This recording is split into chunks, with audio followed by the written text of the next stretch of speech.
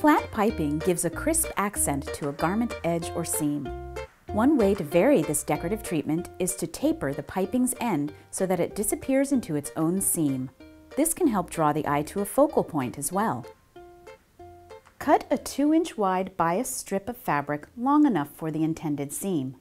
Fold it in half lengthwise, wrong sides together, and press the fold. Baste 1/4 inch from the fold. This stitching serves as a seam guide.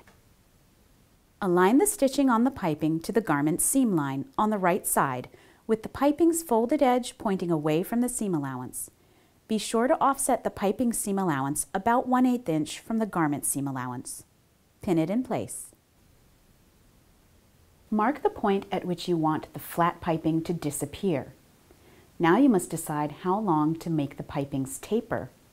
This is what determines where you begin to angle the flat piping into the seam toward the disappearing point.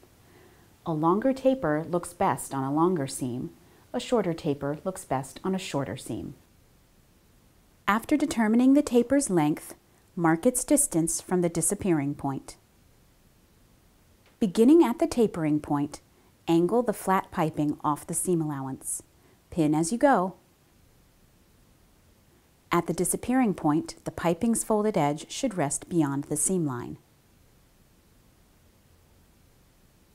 Sew the flat piping in place along the garment edge or seam. Turn the seam allowances to the wrong side and press. This is an elegant way to hide piping ends near a pocket opening, trim a V neckline, or draw attention to a focal point in a seam.